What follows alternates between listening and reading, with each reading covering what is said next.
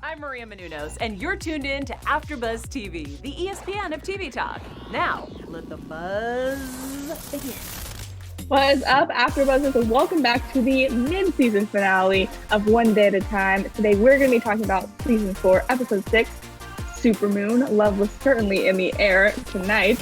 I am your host, Taylor Gates, and I am joined by two lovely co-panelists. We have a newbie who's not such a newbie anymore. She's been crushing it for a whole half season now. We have Alyssa Acosta-Milan.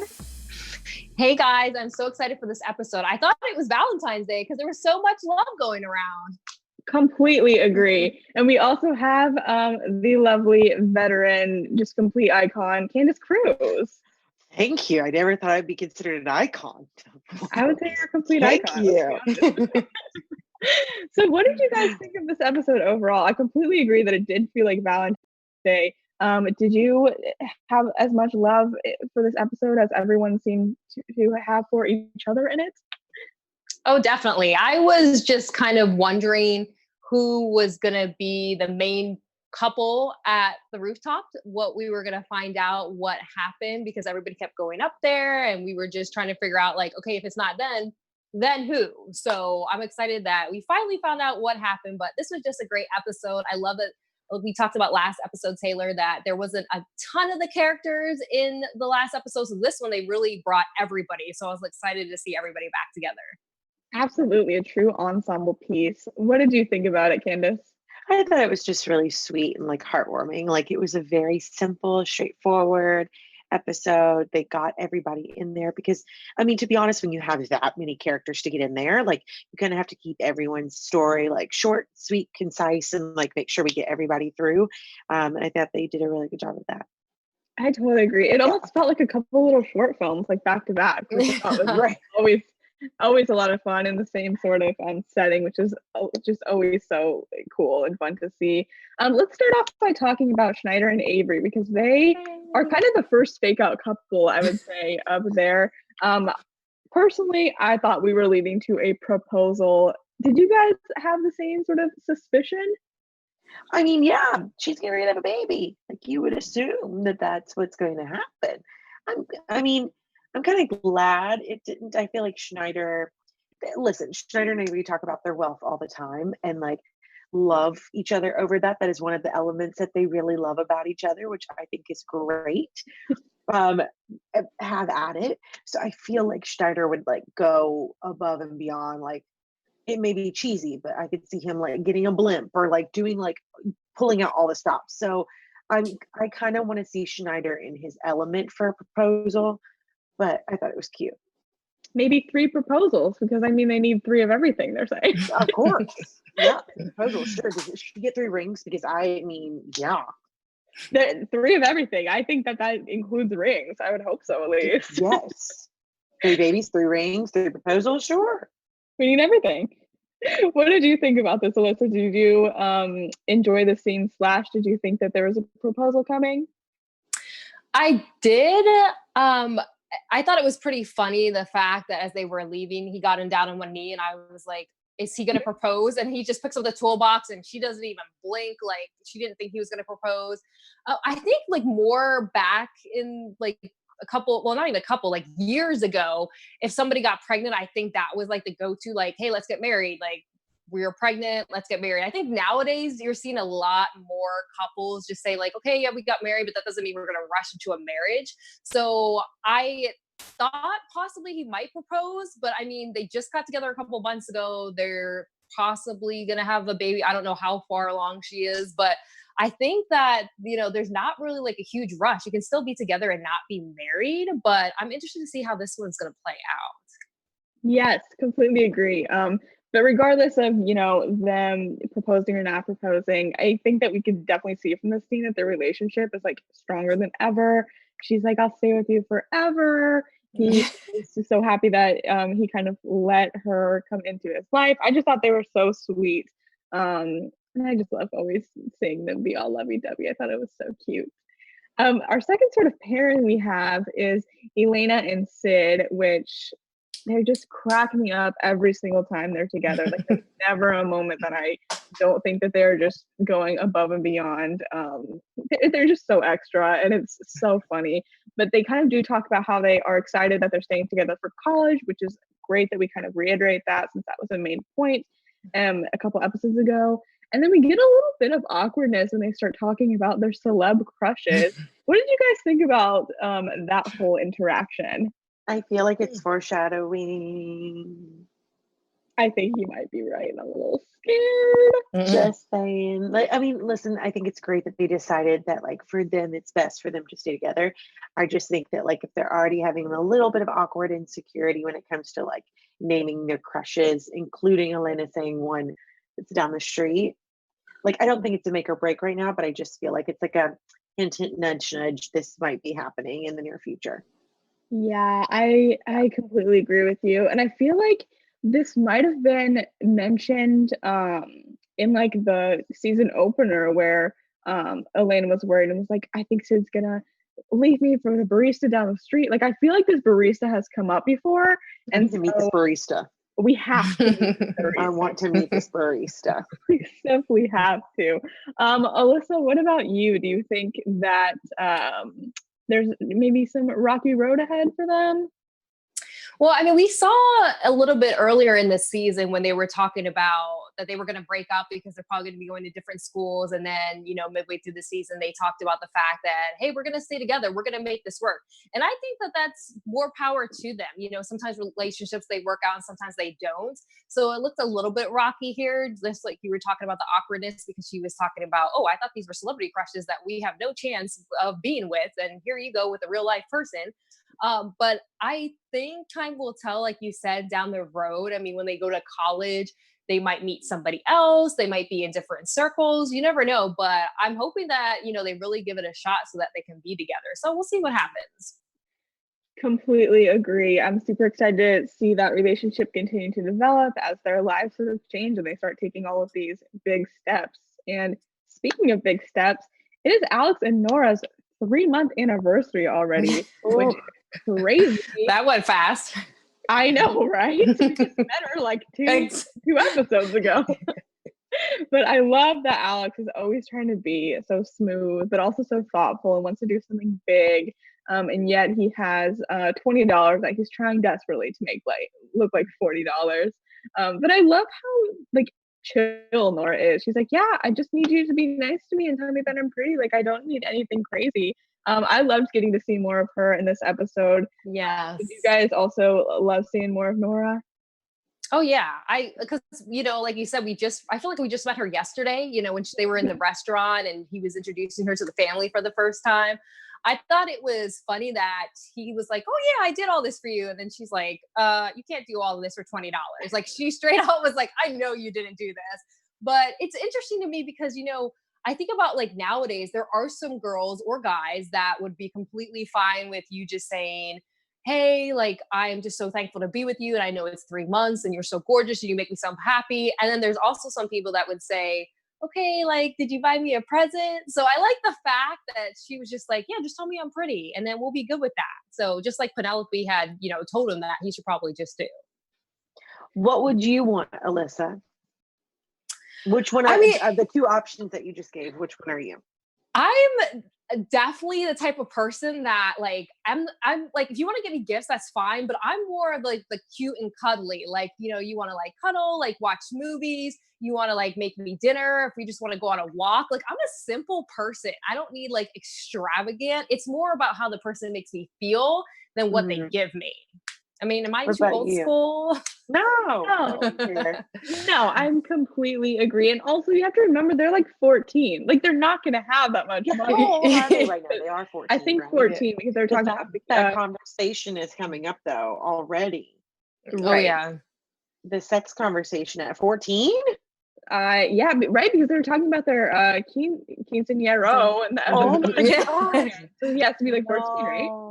That's so young. I know. Little Papito. I know. He's doing well for himself. He's doing great. He's doing great. A little bit of an awkward moment where he says, I don't want to divorce. And she's like, did we get married? The greatest thing ever. Hold on. what?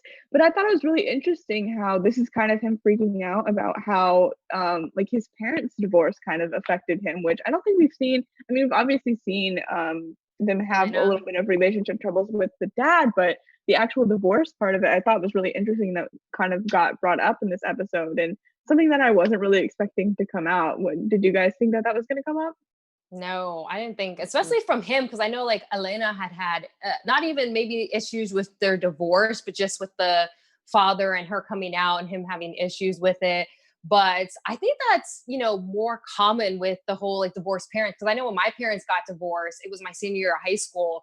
And it kind of like was like a bombshell for me because they had been together my whole life. And then a lot of my aunts and uncles are divorced. So I'm thinking, does anybody stay together? Because I felt like back in the day, a lot of people stay together. And nowadays, like you see a lot more people that are breaking up and things like that. So I really like the fact that they threw that in there, that he's saying, I kind of have issues right now because of how my parents' divorce affected me, because we don't see a lot of emotion from him.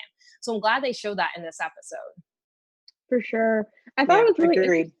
Yeah, and I thought it was really interesting how that sort of carried us through to the next storyline with Penelope and Max, which we have like a classic case of misinterpreting signals.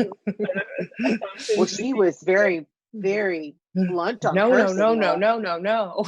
She sure was. She kind of assumes, I mean, all Alayna and Alex kind of assumed too, which I thought was funny how they were like, maybe you put some makeup on, maybe, change your clothes a little No bit. But I love how I would be angry if someone proposed to me and I was in sweatpants. So, I mean, I understand they're where they were looking coming out. from. Yeah, Exactly. But yeah, they go up there and Penelope is very adamant that she cannot marry him. She's never going to marry him. No. And he's like, okay, chill out. Like, this is not proposing. But also, yeah, where are these kind of feelings coming from? Like, why are you so adamant about this? And she kind of says, I vowed to myself I'm never going to get married again because I can't risk my family being torn apart like that again. What did you guys think of that? I honestly, I didn't really expect that from her. I thought that she would kind of be more open to the idea. I did too at first, but then, I mean, let's be real. If somebody is so adamant about taking you up there to see the moon, and then you walk up there and there's tables with tablecloths and flowers and a sign, I would definitely think you were proposing too. But I like the fact that, you see earlier in the season, they broke up because he wants kids, she doesn't. She stuck to her guns and didn't just change for him. And now she's saying, okay, before she even knew that he actually wasn't proposing, she thought he was. She said, no, I don't want to do this again. And when he says he wasn't going to do it, she said, well, this is why, because it happened before. I saw what it did to my family. So I like the fact that she's sticking true to what she feels, because she doesn't want something that, I mean, you don't know, it could be great, it could be bad, but she doesn't want to take that chance. So we'll have to see how that turns out. Yeah, for sure. I also like that he was so like sort of receptive of it, and he wasn't like so defensive and angry. Because that could have been a big blowout when someone says no that adamantly and never, like I would be hurt, and I feel like I would come from a defensive place. But it's nice that it wasn't met with that. It was met with like, okay, well, I'm glad I know where you stand now. Cool. Yeah. Moving on. Exactly. And I thought that they did such a great job sort of communicating in this episode and really listening to each other and reaching this understanding. And I think that their relationship is so I don't know, like groundbreaking, but I think it's really cool that they're like, yeah, sometimes I like that we're long distance because I kind of need my space. Like, this is honestly my dream relationship, and I have this career that I love, but I also love you, and we're not going to compromise those certain things that we love, just to be together. So I thought that was just really, really cool about how it's like, yeah, marriage doesn't have to look, or a relationship doesn't have to look exactly one certain way. So black or white, right?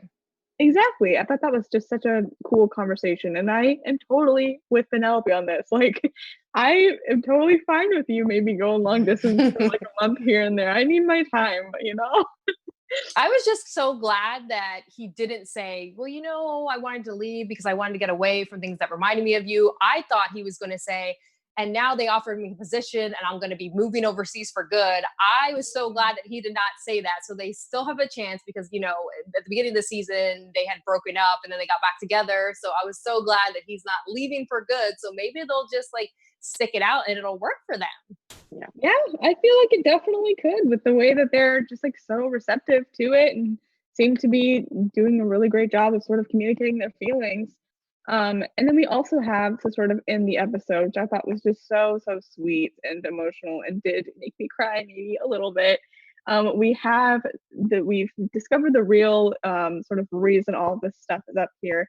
And that is because of Lydia, who with the help of Dr. B has sort of set it up in order to scatter Berto's ashes, which I thought was just so touching. And the part about them not being able to do it in Cuba because they didn't feel like home anymore really touched me too. What did you guys think of this sort of, revelation, all of these revelations coming out in there? I thought it was really sweet. I think this is the first time that Lydia has shared that feeling, because it's always been so much sharing about like Cuba and her home and everything. So I think it was really nice for her just to take a moment and realize that home is where her family is. So I just thought it was a really sweet sentiment. That's a big deal to find a place where to spread someone's ashes. Like, how much pressure is that? It's like, yeah. You're leaving me with like your final decision.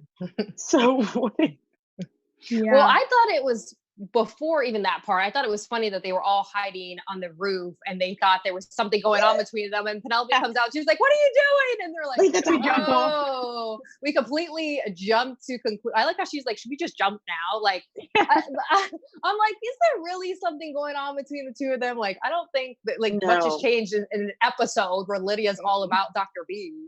But I do like the fact that they kind of brought the trip back, because we really didn't find out what happened. They didn't show anything for the trip. So I'm glad that they kind of brought it full circle, and that she said that this is home. And I even like the fact that they were saying that Bertho would come up there and he would plant things. So it just kind of came full circle that that was where he would want to be. So I think it was great. And I also thought it was funny that Schneider tried to, bring his little intro there about the man he's never met before.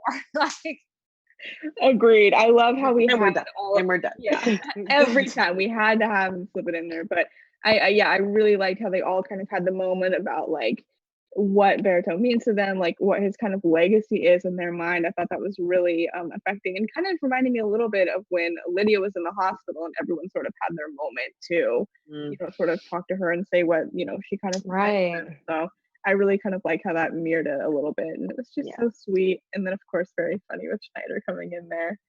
Did he actually? Didn't they moved in when the grant was he? Did he actually meet Schneider? I'm trying to think now. I don't remember.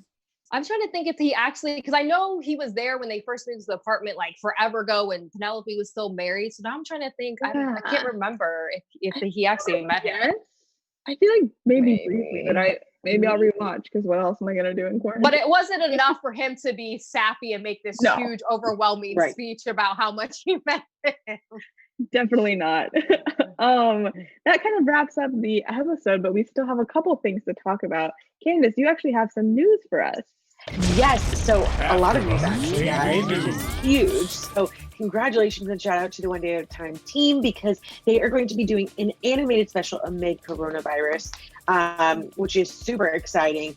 I mean, we all have our own opinions on what this is going to be, so I'm really interested to see like how it's going to turn out. I know that they actually shared on Instagram. I'm not sure who's, because I follow the whole team. I can't remember. I saw it like a day or two ago where they were actually like recording stuff for the animation already, which was really cool. And then additionally, shout out to Gloria Calderon-Kellett. I adore her. She is such like a girl boss and such a person to look up to, especially for women, for Latino women, just for the Latinx community. She actually was featured in Forbes, and the headline says, "How this Hollywood creator is shattering glass ceilings for Latina women." And then she was also featured in Hispanic Executive, saying Gloria Calderon-Kellett broke through by staying true to herself. So if you guys hop on over to her Instagram, there are tons of articles about this woman. She is fantastic. She actually has done like YouTube videos for up and coming aspiring writers. Like, she really is such an amazing person and a boss. So shout out to her as well. And it is on her Instagram. I'm so sorry, where they were recording the One Day at a Time animated special. That was her post from a day ago. And it has a little Zoom call with a couple different people. So we get to see some guest stars in there.